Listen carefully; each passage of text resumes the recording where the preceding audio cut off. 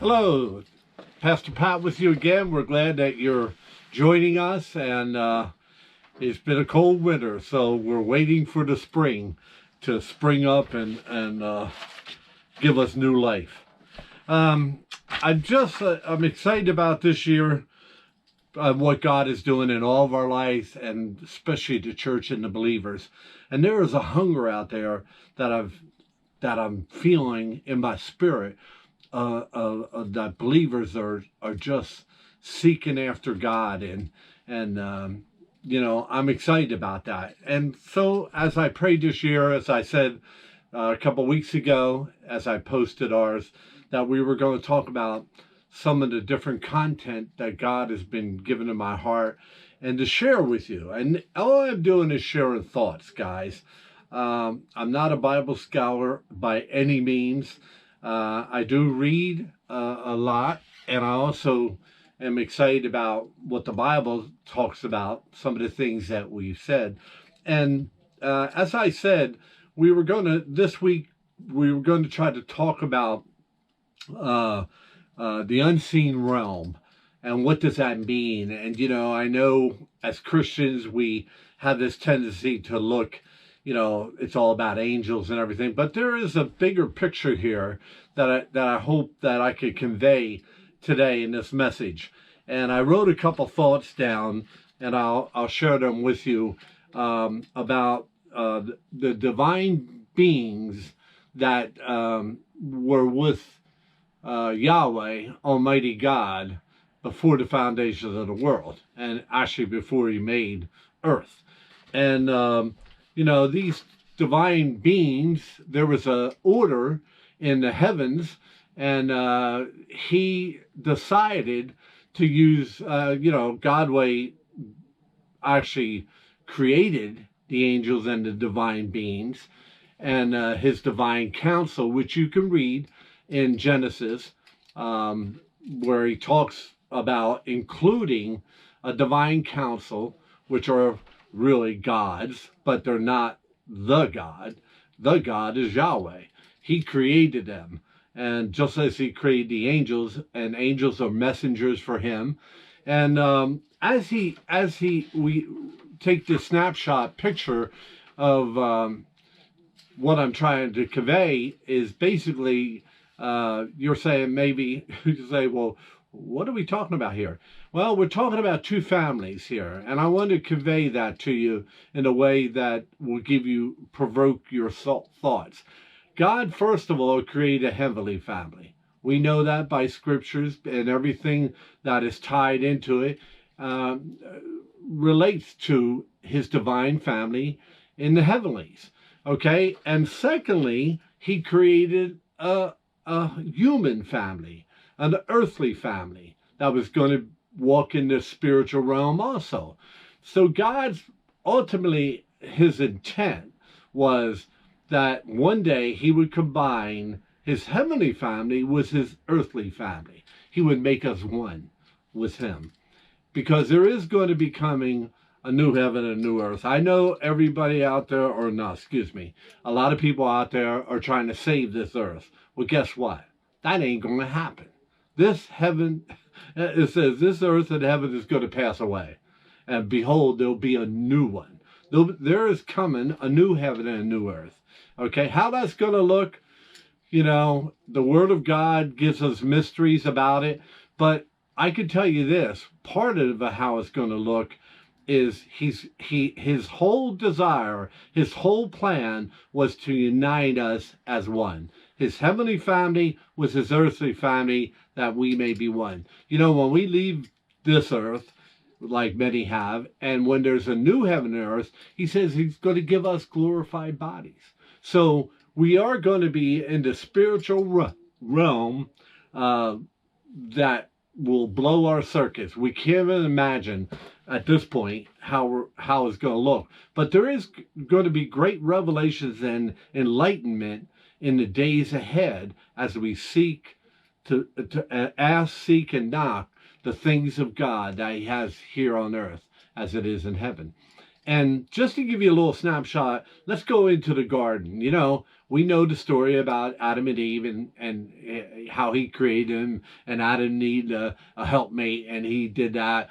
And then we see the quote snake or the devil or whatever that we'll call him a spiritual being in the garden. Guess what, guys? Spiritual beings, the heavenly spiritual beings were in the garden was God.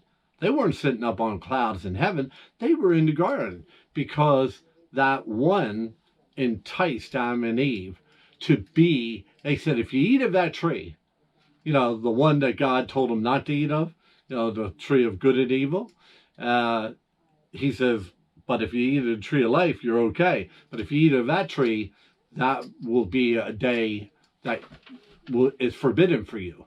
And that will be the fall. He never said it like that, but that's exactly what happened. And so here we have this spiritual being who's rebelling against God. He's in God's heavenly family.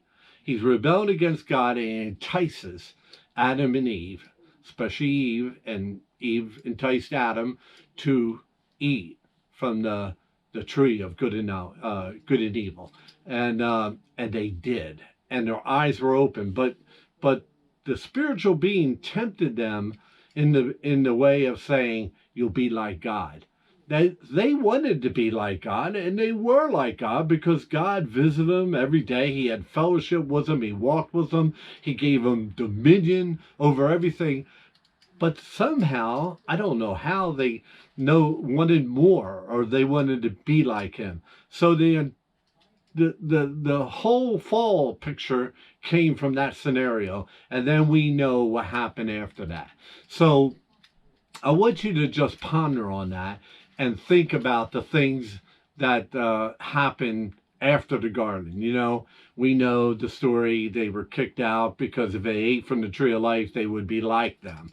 And that wasn't going to happen. Also, cherubims was sitting at the gate, preventing Adam and Eve to come back in. They, again, were the spiritual family that was in heaven and was God wherever he went.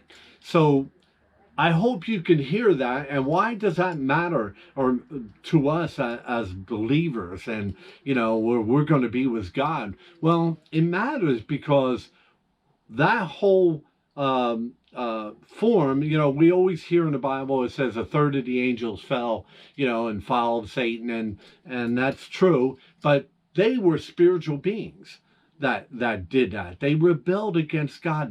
They wanted to be God. But they couldn't because they were created by Yahweh himself.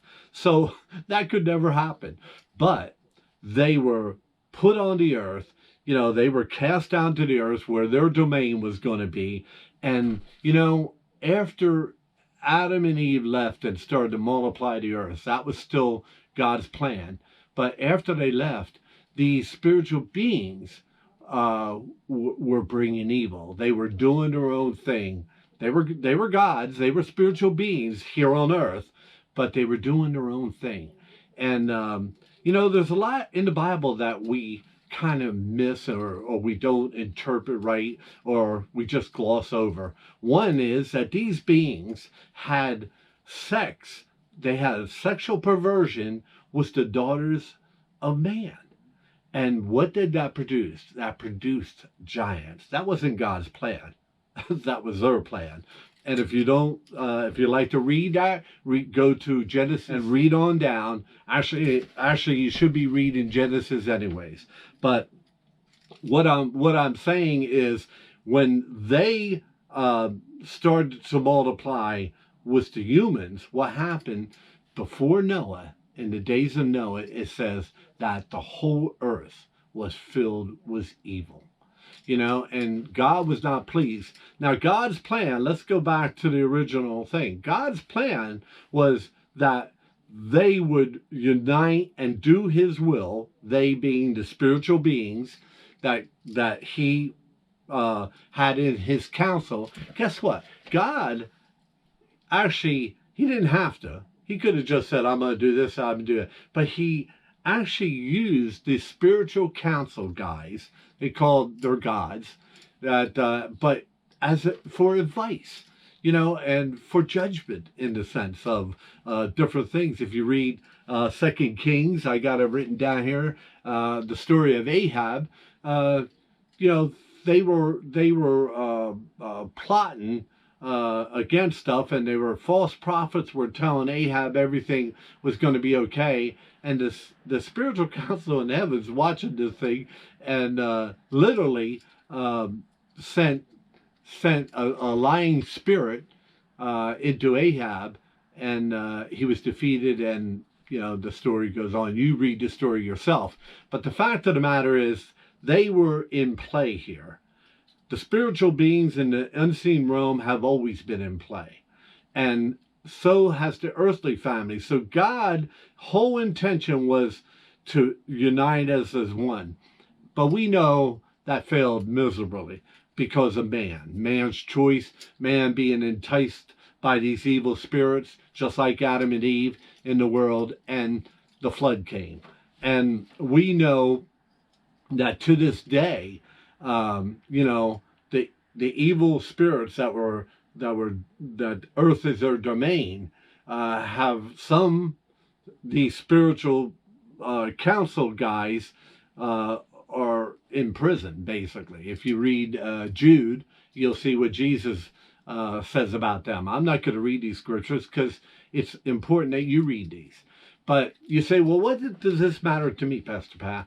Well, it matters a whole bunch, because if we do not understand the characters, all the characters that are in a play, when we go to a theater and all of a sudden the bad guy is supposed to come out, but he's not there, but we're supposed to think he's there or shows up. If the actors are not there, all the actors, then we're going to miss the whole plot. We're going to miss the whole play and what it really means. And I think sometimes we have missed God's whole plan here for us here on earth as it is in heaven. For his kingdom, his desire was always that his kingdom would flow out of his people here on earth. He was doing the very same thing, given humans charge. He says, Adam, you got dominion. You and Eve have dominion over the whole earth. He says, and so did he do in heaven. The same thing with his heavenly beings. So God's intent was that we would be united as one, and that will still happen. The ones that have fallen are doomed forever into everlasting abyss. But the spiritual beings and council that are still in heaven with God and rejoice, and the angels in heaven, we will all be reunited with them when in the new heaven and the new earth when it's restored. When is that going to happen? I don't know. I don't have a clue. I know everybody's saying this and that about America and everything's bad, but I don't think we even get the whole plan yet. Now, the last thing I just want to say too, what was being that part of God's plan, his also part of his plan was he wanted all the nations to all the people that were multiplied to serve him in the sense of to be with him, to relate to him, to be one with him. But that didn't happen either, because the world was being enticed. In the Old Testament, they were being enticed by these evil spirits, just like it is today. The world is being enticed. The believers shouldn't be enticed because we have been redeemed. But when we go over into that other section, when we go over into doing our will and not his will, then we're affected by those evil spirits. We're not called to go chase them down. They can't even come and chase us down. But it's just something that that has already been accomplished at Calvary through Jesus. Listen, we're going to try to continue this on the same thought next week. I hope you understand some of the things I said. I know it's not completely, it's new to me in some senses. I've been praying the last couple of years about this, but I hope you're on the ride with me on this. So listen, next week, tune in. I hope we can give you more information about this. We love you. God bless you. And thank you for this wonderful day together.